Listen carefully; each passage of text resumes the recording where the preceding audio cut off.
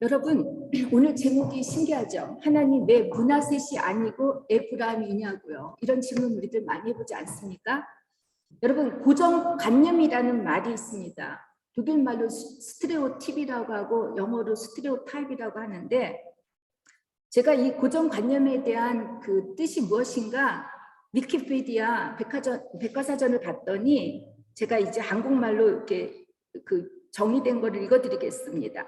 심리학적 용어로서 사람이 어떤 생각, 관념을 가질 때 그것이 잘못되어 누군가 설득을 하고 혹은 상황이 바뀌어도 당사자가 그 생각 또는 관념을 수정하지 않는 지나치게 일반화되어 있는 고착된 사고 방식이다라고 되어 있습니다.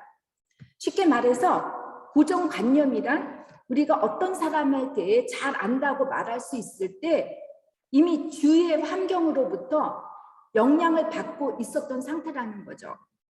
이렇게 고정관념들, 그러니까 선입관이라든가 편견 같은 것을 갖고 있으면 종종 우리는 사람들에 대해서 좋다, 나쁘다 판단을 하고 정죄를 하게 되고, 특히 내가 마음에 들지 않는 그 사람이 나보다 더 잘 되는 것을 볼 때 왜 하필 하나님 그 사람이냐고 원망을 하게 됩니다. 우리가 신앙생활 하다 보면 가끔 회의에 빠지게 되는 경우가 있는데, 이때가 제가 볼 때 저한테는 하나님이 불공평하다라고 느낄 때 그렇습니다. 바로 오늘 본문 말씀이 그렇습니다. 요셉의 두 아들 중 큰아들인 므낫셋에게 주님은 장자권을 주시지 않고 작은 아들인 에브라임에게 장자권의 축복을 주십니다. 그래서 저는 오늘 여러분과 함께 본문 말씀을 묵상하면서 요셉의 관점에서 왜 하필 그 사람이어야만 하는가에 대한 고정적 관념들에 대해서, 그리고 하나님께서는 어떻게 이 고정적 관념들을 깨트리시고 있는지, 또 여기에 숨겨진 하나님의 뜻은 무엇인지 깨닫고 은혜 받는 시간이 되기를 축원합니다. 아버지 야곱이 아프다는 소식을 듣고 요셉은 자신의 두 아들인 에브라임과 므낫셋을 데리고 병문안을 갑니다. 요셉은 애굽의 총리로 있었기 때문에 그의 아버지와 형제들과 함께 고센 땅에서 살지 않고 바로의 궁궐 안이나 혹은 근처의 총리 관절에서 살았을 것으로 보입니다. 여러분, 인간적으로 볼 때 요셉은 지금 너무 잘 나가고 있습니다. 그렇게 보고 싶어 했던, 그리워했던 가족들을 다시 만나고 또 서로 용서하고 화해를 했고, 모든 가족들이 가뭄의 피해를 받지 않도록 이제 애굽의 풍요로운 고센 땅에서 잘 정착해서 17년 동안 아무런 걱정이 없이 잘 살고 있었죠. 또 요셉 자신은 애굽 총리로서 경제 정책을 성공적으로 잘 시행했던 결과 바로 왕뿐 아니라 애굽 백성들로부터 인정을 받고 사랑을 받고 있으니 고생 끝, 행복 시작이라고 생각하며 살고 있었을 것입니다. 부귀영화, 권력을 한 손에 쥔 만사형통한 삶을 살 수 있었던 것이죠. 부럽죠, 여러분. 저도 이렇게 살고 싶은데 여러분들도 안 그러겠습니까? 그렇지만 오랫동안 어려서부터 요셉은 이방인 애굽 사람들과 함께 일하고 함께 살고 있었는데다가 무엇보다도 그의 아내가 애굽의 제사장의 딸이었어요. 아무리 요셉이 신앙이 좋았다 한들 애굽 문화의 영향을 받지 않을 수가 없었을 것입니다. 이렇게 잘 나가고 있을 때 요셉은 아버지 야곱의 병환의 소식을 듣게 됩니다. 한평생 자신만을 끔찍이 여기고 사랑했던 아버지가 지금 병석에 누워 죽을 날을 기다리고 있다는 소식을 듣게 되는 거죠. 요셉의 출세와 야곱의 죽음의 임종을 맞이하는 시간이 동시에 교차된다는 것이 의미심장하지 않습니까?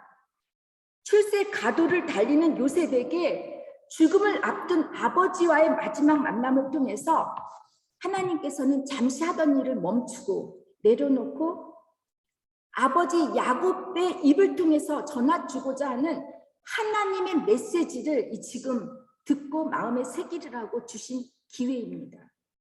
우리에게 갑자기 닥친 여러 환난이나 시련들, 고치지 못하고 심지어 죽음에 이르는 질병들과 같은 이런 실존적 문제에 부딪히게 되면 세상을 쫓던 그 어떤 것에도, 그 어떤 사람에게도 관심이 없어지게 됩니다. 오로지 하나님과 나와의 1대1 관계에만 집중하게 된다는 것이죠.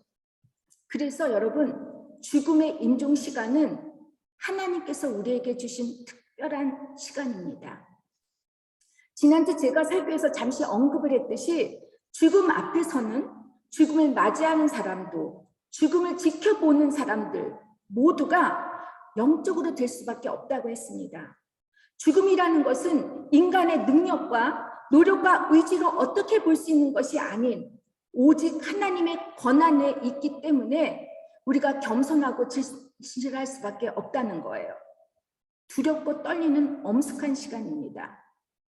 죽음 앞에서는 그래서 모두가 자신의 인생을 돌이켜보게 되고 하나님 말씀대로 살지 못했던 자신의 어리석은 잘못과 실수들을 반성하고 회개하며 지금까지 깨어졌던 관계들을 다시 용서와 화해로 회복하는 시간인 것입니다.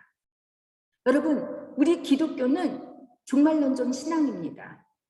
이 세상에서 우리가 출세하고 성공해서 잘 먹고 잘 사는 것이 목적이 아닙니다. 아니면 또 이 세상의 종말을 꿈꾸면서 모든 이 세상에 사는 것을 부정하고 이 세상으로 도피해서 저 세상만을 바라보고 사는 신앙도 아닙니다. 언젠가 다시 본향으로 돌아갈 수 있도록 이 세상 사는 동안 하나님의 나라가 이 땅에 임할 수 있도록 잘 살다가 본향으로 돌아갈 수 있는 것, 죽음을 준비하는 신앙입니다. 제가 언젠가 책을 읽었는데 어떤 사진 작가가 세계를 돌아다니면서 사진을 찍는데 이 사진 작가가 하는 말이 하나님과 자기와의 관계도 그렇다라는 거예요. 하나님이 자기를 이 땅에 보내주셨을 때 자기가 신나게 사진 아름다운 걸 다 찍고 고통스러운 것도 다 찍고 하늘나라에 가서 자기가 찍은 사진들을 하나님께 보여준다라는 거죠. 우리가 하나님께 사진을 보여준다고 할 때 여러분 어떤 모습으로 여러분은 보여주시겠습니까? 요셉과 그의 두 아들의 방문에 이스라엘은 침상에 앉아서 전능하신 하나님이 가나안 땅 루스에서 나타나셔서 복을 주사 내가 너에게 수많은 자손을 주고 그 수가 불어나게 하며 여러 백성이 나오게 하고 이 땅을 너희 자손에게 주어서 영원한 소유가 되겠다게 하셨다라고 이렇게 말을 합니다. 창세기 기자는 여기에서 야곱이라는 이름을 쓰지 않고 하나님이 지어주신 이스라엘이라는 이름을 썼습니다. 야곱의 죽음이, 임종이 어떤 사적인 한 가족의 아버지의 죽음이 아니라 영적인 구속사 사건으로 우리가 봐야 한다는 것이죠. 야곱은 자신의 아버지 이삭으로부터 들었던 말씀, 이삭은 그의 아버지 아브라함으로부터 들었던 하나님의 말씀, 그리고 야곱 스스로도 하나님께 직접 들었던 말씀을 이제 요셉에게 직접 들려주는 것입니다. 그리고는 요셉이 애굽 땅에서 낳은 두 아들 에브라임과 므낫셋을 자신의 아들로 입양하겠다고 합니다. 그 이유는 라헬에 대한 야곱의 죄책감이 아닐까, 미안함 때문이 아닐까 제가 생각을 해봤습니다. 라헬이 오랫동안 아들 낳기를 기다리다가 드디어 요셉을 낳지 않습니까? 그리고 요셉의 이름을 뭐라고 하죠? 아들을 더 하기 원하신다라고 이렇게 요셉의 이름을 지어줄 정도로 이 라헬은 자식 욕심이 많았던 여자였습니다. 그러나 그녀는 베델로 돌아가는 도중에 갑자기 베냐민을 낳고 에브랏길에서 죽고 맙니다. 열조들이 묻힌 막벨라 굴에 장사하지도 못한 그 라헬을 생각하니까 야곱은 요셉의 두 아들을 이방해서라도 그녀에게 보상을 해주고 싶었을 것입니다. 또 요셉의 두 아들은 이방인 애굽 여인의 소생이었기 때문에 정통성을 위해서라도 야곱의 족보에 넣기를 원했을 것입니다. 여러분도 알다시피 유대인은 모계입니다. 어머니가 유대인이어야지만 자식들이 유대인이 되는데 여기에서 므낫세과 에브라임은 애굽 여인의 아들이었습니다. 그래서 야곱이 자신의 구속사의 족보에 넣기를 원했던 것이죠. 여러분, 참 아이러니한 것은 야곱이 라헬을 너무나 사랑했고 그녀로부터 낳은 두 아들인 요셉과 베냐민을 사랑했기 때문에 그의 인생이 행복해야 되지 않겠습니까? 그렇지 않습니까? 그런데 도리어 험하고 힘든 생활을 살았습니다. 한국 노래 중에 너무 아픈 사랑은 사랑이 아니다라는 가사가 있는데 참 이것이 인간의 사랑의 한계인 것 같습니다. 아무리 내 가족, 내 남편, 내 아내, 내 자녀를 사랑한다고 하지만 그 사랑이 여러분 내 방식일 땐 여러분만 아픕니다. 나만 아픕니다. 남는 것이 없습니다. 그래서 여러분 내 사랑을 전하는 게 아니라 복음의 사랑을 전해야만 합니다. 그것이 나의 최선의 사랑인 줄 믿습니다. 믿습니까? 야곱이 요셉에게 전해줬던 말씀처럼 우리도 잘난 자식이든 못난 자식이든 그들에게 남겨줘야 할 것은 여러분 지난번에도 얘기했듯이 돈 잘 벌고 학교 잘 가고 이런 거 다 소용없습니다. 하나님의 언약의 백성으로서 믿음의 계보를 잘 이어가도록 축복해 주는 것입니다. 너무 축복을 좋아하다가 험악한 세월을 살아온 야곱이 죽음이 가까우니까 요셉의 두 아들 므낫세과 에브라임을 축복하는데 사람이 생각하는 기준이나 사회적 전통적 방식이나 관례와 관습대로 축복을 하는 것이 아니라 아예 이들을 깨트린 하나님의 방식으로 축복을 했다는 것입니다. 야곱의 그의 팔을 엇바꾸어 큰아들 므낫세에게는 왼손으로 작은 아들 에브라임에게는 오른손으로 축복을 합니다. 요셉의 입장에서 볼 땐 므낫셋이 큰아들이고 에브라임이 작은 아들이기 때문에 당연히 므낫셋에게 장자권의 축복을 줘야 되는데 야곱이 전혀 다른 방식으로 축복을 해주니까 아버지 된 입장에서 어떻겠습니까? 어떤 사람은 그렇게 말할 수 있어요. 야곱이 자신 스스로가 둘째 아들이니까 거짓말로 아버지 이삭을 속이고 형 에서를 속여서 장자권을 독차지했기 때문에 둘째 아들에게 장자권을 주는 것이 자기의 양심에 대한 어떤 합리화를 하기 위한 것이 아니라고 하는데 전혀 그렇지 않습니다. 또 어떤 분은 이삭의 눈이 어두워져서 잘못 보고 실수한 것이 아니냐라고 요셉처럼 이렇게 생각하는 사람이 있습니다. 17절에서 18절에 보면 요셉은 야곱의 축복에 못마땅히 여겨 축복하는 야곱의 손을 바로 잡으려고 했지만 바로 옮기려고 했지만 야곱은 거절하고 에브라임에게 장자권을 줍니다. 19절에서 20절이죠. 그러면 왜 야곱은 장자권을 큰 손자인 므낫셋이 아니라 작은 손자인 에브라임에게 주었을까요? 제가 예전에 요르단에 갔을 때 우리 일행을 안내했던 사람이 요르단 모슬렘 사람이었습니다. 이분이 우리들에게 이제 뭐라고 질문을 하냐면 코란이나 율법에 보면 장자가 축복을 받는 것으로 되어 있기 때문에 어차피 이스마일이 장자이니까 이슬람의 종교가 우리들의 종교보다 우선이 아니냐고 이렇게 고집을 피운 적이 있습니다. 야곱이 에브라임을 므낫셋보다 더 우선으로 하는 그 이유는 첫 번째로는 하나님의 주권적 선택에 달려 있기 때문입니다. 성경을 보면 하나님께서 차별하시듯 불공평하게 편애하시는 것처럼 느껴질 때가 있습니다. 예를 들어 가인의 제사는 받지 않으시고 아벨의 제사만을 받으시고 이스마엘이 아닌 이삭만을 적자로 인정하시고 야곱은 사랑하셨고 에서는 미워하셨다고 합니다. 또 성경을 읽다 보면 선한 사람들보다 악한 사람들에게 아량을 베푸시는 하나님이 아니신가 이런 물음을 갖게 됩니다. 하나님의 뜻과 섭리 그리고 하나님의 방식을 우리가 이해하지 못합니다. 로마서 9장을 보니까 사도 바울은 마치 하나님을 토기장이로 비유하면서 토기장이의 뜻에 따라 아름다운 그릇이 되기도 하고 한순간에 깨어지기도 한다면서 하나님의 주권을 설명했습니다. 하나님께서는 누구는 더 사랑하시고 덜 사랑하신다는 차원에서 해석을 하게 되면 하나님의 주권에 대한 비유 말씀이 참 거북하고 불편하게 느껴집니다. 왜냐하면 우리 모두는 물질적으로 소유 관계로 계산을 하고 있기 때문입니다.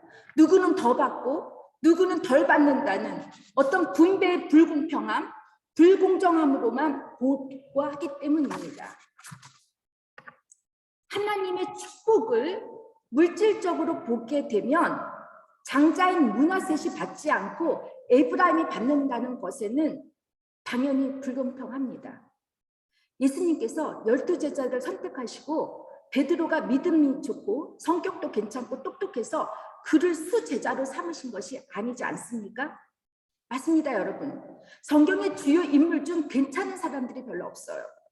거짓말쟁이의, 살인자의, 배신자의, 강간자의, 창녀의 정말 못난이 투성입니다. 어쩜 우리보다 더 죄를 짓고 산 사람들이, 더 악한 사람들이 많아 보입니다. 여러분, 제가 여러분보다 더 낫기 때문에 목회자로 이 자리에 서 있는 것이라고 생각하십니까? 아니지 않습니까? 저도 그렇게 생각한 적이 한 번도 없습니다. 이처럼 하나님의 선택은 편애와 상관이 있는 것이 아니라 여러분, 사명과 연관이 있습니다. 하나님께서는 인간을 구원하시는 것이 목적이기 때문에 이를 위해서는 하나님께서 특정 인물을 선택하시어서 구원의 도구로서 당신의 구원의 계획을 알리게 하시는 것입니다. 여러분 어떻습니까?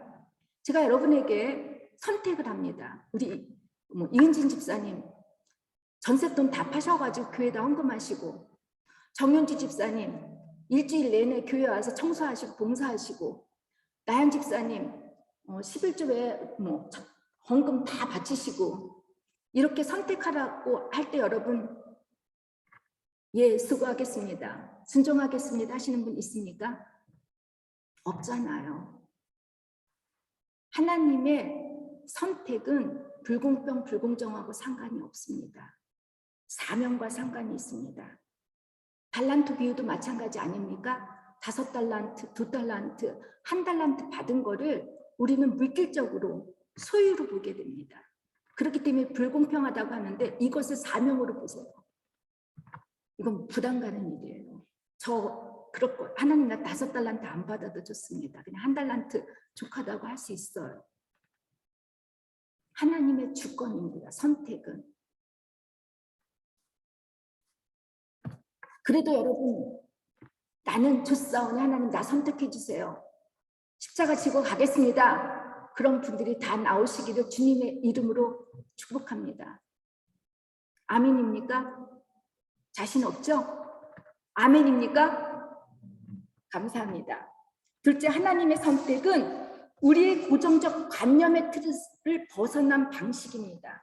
야곱이 므낫셋 대신에 에브라임에게 장자권의 축복을 주자 요셉은 못마땅히 여겼다고 이 17절에 기록이 되어 있습니다. 요셉에게 있어서는 당연히 첫째인 므낫셋이 장자권의 축복을 받아야 하는 것이죠.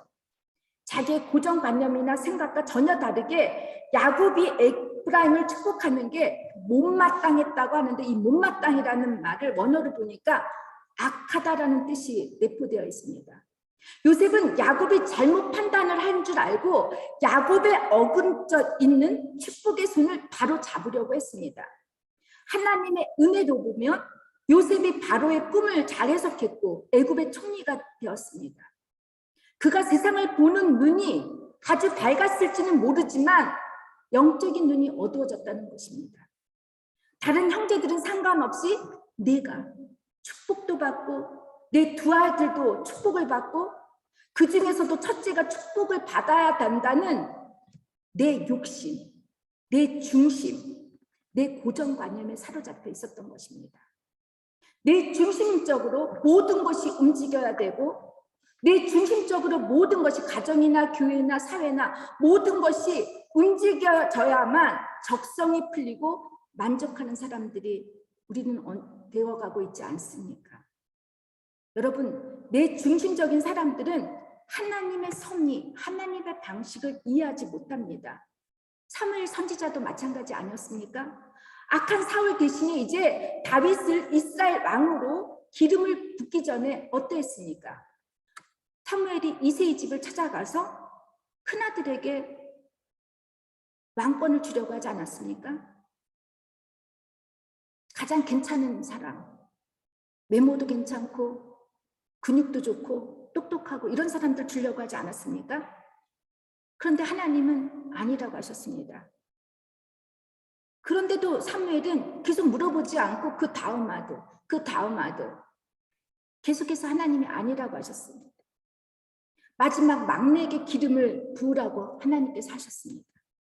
사회적 관습이나 인간적인 기준으로 사람을 선택하지 말라는 것입니다. 하나님께서는 이사야 선지자를 통해서 내 생각은 너희 생각과 다르며 내 길은 너희 길과 달라서 하늘이 땅보다 높은 같이 내 길은 너희 길보다 높으며 내 생각은 너희 생각보다 높으니라고 하셨습니다.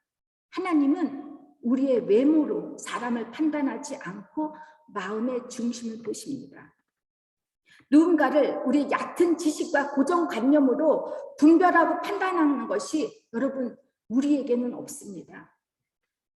우리에게 있는 것은 여러분 그저 사랑하고 축복하는 것밖에 없습니다.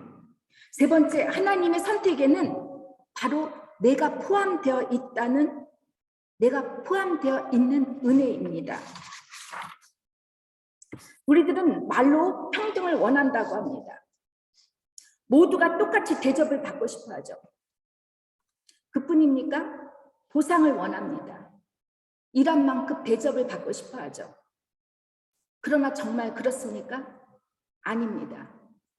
제가 작년에 한국에 갔을 때 제 동생을 아주 이뻐해주는 한 여장로님이 계십니다. 이 장로님을 제가 작년에 한국에서 만났는데 그 전에도 뵀는데 이분이 소위 우리나라에서 말하는 한 3위권 안에 드는 되게 부자이십니다. 강남에 파워플리스라고 하는 그런 높은 데서도 사시고 이분은 정말 신앙도 좋으셔서 봉사, 섬김, 나눔 너무나 잘하십니다. 제 동생 이번에 태국에서 그 태국 드림센터를 새로 이사했을 때 이분이 참 많이 도와주셨습니다. 근데 여러분 제가 이분을 만났을 때 제 마음이 약간 불편했던 게 있었습니다. 그게 뭐냐면 이분은 당신이 갖고 있는 소유로 다른 사람을 정말 아낌없이 도와주는데 모두가 똑같이 소유를 나누는 거에 대해서는 되게 불편해 하시더라고요. 비교하기 때문에. 내가 너보다 더 잘 살아서 내가 너를 나눌지언정 너가 나만큼 잘 사는 것을 원하지 않는다라는 것을 제가 느꼈을 때 제 마음이 참 불편했습니다. 저는 제 나이에 맞게 제 주변의 친구들을 보면 한국에서도 그렇고 독일에서도 그렇고 저보다 훨씬 잘 사는 사람들이 많습니다. 제가 비교를 하게 되면 얼마나 비참할 수 있을 것인데 비교하지 않습니다.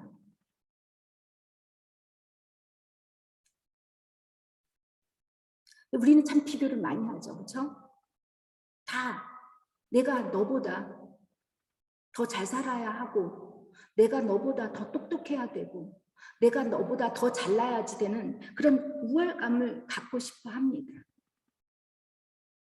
그렇기 때문에 우리는 세상적인 원리인 인과응보, 권선징악이라든가 사필귀정과 같은 그런 말을 우리가 합니다. 뿌린 대로 거둬야 된다고, 그것이 공평이라고, 하나님의 정의라고 믿고 싶어하고 위로하고 싶어합니다. 제가 예전에 여러분에게 말씀드렸을 거예요. 제가 좋아하는 신학자가 칼 바르트인데 우리는 하나님을 전지전능하신 하나님을 꿈꾸고 하고 싶어 합니다. 왜냐하면 우리가 연약하기 때문에 하나님은 돌로다 떡을 만드실 수 있고 원수를 지금 전쟁을 일으키는 그런 사람을 그냥 벼락을 내쳐서라도 죽일 수 있는 하나님, 그런 하나님을 꿈꾸고 있지 않습니까? 왜냐하면 우리가 연약하기 때문입니다. 알마크트라고 그래요. 그것은 하나님이 모든 힘을 갖고 계시는 것을, 전지전능함을. 그런데 하나님 그렇게 하셨습니까? 알마크트, 전지전능하심이 옴마크트, 아무것도 하실 수 없는 십자가 지신 게 하나님이십니다. 하나님의 사랑 밖에는 아무것도 없습니다. 절대로 하나님은 우리가 세상적인 원리대로 행하시지 않습니다. 우리가 고정적 관념과 잣대로 사람을 선택한다면 하나님은 전혀 그렇게 하시는 분이 아니십니다. 왜 하필 저 사람이어만 하는 거지? 라며 여러분, 므낫세의 입장에서 서서 보면은 우리가 세상을 판단하게 됩니다. 그런데 하필 저 사람이라고 판단했던 그 사람이 바로 나라고 한다면 여러분은 어떻게 반응을 하시겠습니까? 왜 나지? 왜 장자가 아닌 나를 하나님 선택하셨지? 이렇게 에브라임 입장에서 볼 때는 하나님이 불공평하거나 불공정해 보이지 않습니다. 감히 내가 하나님께 억울하다고 하나님 어찌 이럴 수 있느냐고 따질 수 있겠습니까? 없습니다. 사실 우리가 인간적인 관점에서 볼 때 가장 억울해할 분은 우리가 아니라 하나님이십니다. 하나님께서는 여러분과 저 그리고 우리 모두를 사랑하기 때문에 우리를 구원하시려고 하나밖에 없는 당신의 독생자 예수를 이 땅에 보내주셨고 지금도 우리가 다 구원을 받을 때까지 사랑하시고 인내해 주시는 분이 아니십니까? 여러분, 이것이 십자가의 은혜입니다. 만일 하나님의 선택의 조건이 우리의 믿음대로, 우리의 행위대로 있다면 여러분, 아마도 이 자리에 있을 분은 별로 없을 것 같아요. 저부터 뿅 하고 나가야겠죠? 요셉의 행위가 아무리 훌륭했지만 하나님의 은혜를 분별하지 못했을 때 고정관념에 사로잡혀서 판단과 정죄를 하는 것이 하나님께서는 악하다고 하셨습니다. 그렇다면 우리의 실패나 불행의 원인이 우리의 지은 죄가 너무 많아서 저주를 받은 것이 아닙니다. 그리고 인생의 부귀와 영화, 건강, 출세, 행복이 내가 신앙생활을 잘하고 헌금과 봉사를 많이 해서 소위 불교에서 말하는 덕을 많이 쌓았기 때문에 하나님께 받는 보상도 축복도 아니라는 것입니다. 여러분, 장자권의 축복을 받은 에브라임이 어떻게 됐죠? 야곱의 말대로 에브라임, 므낫세과 루벤과 시몬처럼 될 것이라고 했는데 이들이 누구죠? 살인을 했던 사람들 아닙니까? 세겜 사람들을. 이스라엘 백성이 출애굽해서 가나안 땅을 정복할 때 에브라임 지파는 이방 족속을 다 정복하지 않았어요. 대신에 이방 족속을 자신들의 종으로 부렸다가 그 결과 어떻게 됐죠? 우상 숭배가 들어오지 않았습니까? 영적으로 우상 숭배를 하게 되었고 그 유전이 계속돼서 그들의 후손이 이어지게 된 것이죠. 북이스라엘 일대왕인 여로보암부터 아합 등 다 보세요. 에브라임 지파에서 나왔어요. 하나님께서 에브라임 지파 어떻게 심판하셨습니까? 우상을 너무 섬기다가 타락을 해서 남유다 괴롭히다가 어떻게 됐죠? 아시리아에 멸망하게 돼서 자취도 없어지고 많지 않습니까? 민수기 말씀대로 에브라임의 축복이 재앙이 되고 말았습니다. 여러분, 하나님께서 하필 나 같은 사람까지도 구원을 해주신다는 것은 은혜입니다. 우리들 중 구원받을 자격을 갖고 여기 앉아있는 분들은 별로 없을 것입니다. 어쩜 저주를 받아도 마땅한 사람들이 있을 수 있을 것입니다. 야곱의 엇갈린 손이 내 머리에 올려진 것이 여러분 바로 십자가의 은혜입니다. 십자가의 은혜는 나만 용서받고 나만 구원받는, 나만 축복받는 특별하고 비교가 되는 은혜가 아니라 당신도 받을 수 있고 당신의 가족과 우리 모두가 받을 수 있는 보편적인 은혜이고 축복입니다. 믿으십니까? 하필 나 같은 사람도 선택을 받을 수 있다는 이 은혜가 우리의 마음속에 있다면 우리는 쉽게 누구를 판단하거나 정죄하거나 원망하거나 시기가 없습니다. 그렇게 되기를 주님의 이름으로 부탁을 드립니다. 이제 15절에서 16절 이스라엘이 요셉과 그의 아들들에게 어떻게 축복을 하는지 우리 함께 봉독을 하면서 마치도록 하겠습니다. 우리 다 같이 15절 16절을 우리가 함께 봉독하겠습니다. 그가 요셉을 위하여 축복하여 이르되 내 조부 아브라함과 아버지 이삭이 섬기던 하나님, 나의 출생으로부터 지금까지 나를 기르신 하나님, 나를 모든 환난에서 건지신 여호와의 사자께서 이 아이들에게 복을 주시오며 이들로 내 이름과 내 조상 아브라함과 이삭의 이름으로 칭하게 하시오며 이들이 세상에서 번식되게 하시기를 원하나이다. 여러분, 축복의 내용을 보면 야곱은 하나님의 세 가지 아트리부트죠. 속성이죠. 어떤 속성이 있어요? 조상들이 섬기던 하나님, 나를 기르시는 하나님. 여기서 기르다라는 말을 원어로 보니까 나의 목자이신 하나님이라고 했어요. 지금 이 시간까지 내 인생의 목자가 되어주신 하나님과 환난에서 건져주시는 그 하나님께서 자자손손 복을 주시며 이들이 온 세상에 번성할 것이라고 하십니다. 여러분, 영적 자녀를 많이 낳는 것이, 예수의 씨를 많이 뿌리는 것이 우리에게 주신 사명입니다. 지금 야곱의 축복을 다 이해하지 못하고 분별하지 못하는 요셉처럼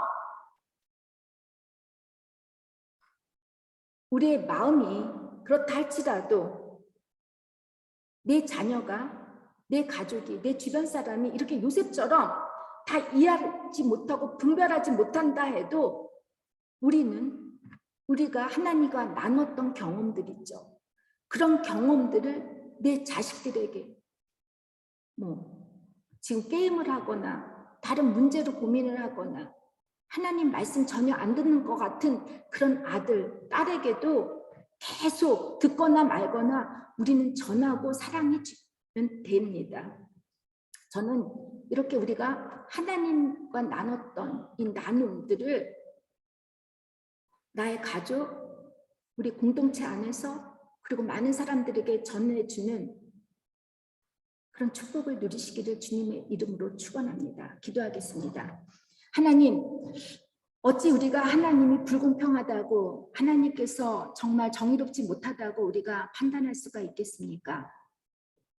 나를 구원해 주셨다면 하나님, 그 또한 다른 사람을 구원해 주는 그 보편적 은혜를 깨닫게 해주시고 저희들 누구 하나 하나님 판단하고 정죄하는 죄를 짓지 않게 해주시옵소서. 하나님, 우리가 얻고자 하는 세상적 축복이 아니라 오로지 예수님의 씨, 예수님을 닮아가는 예수님의 나라를 이 땅에서 이루는 이것이 거룩하고 축복된 것이라고 하였사오니 이것에 감사하는 저희들 다 될 수 있도록 인도해 주시옵소서. 예수님의 이름으로 기도를 드립니다. 아멘. 이제 우리 다 함께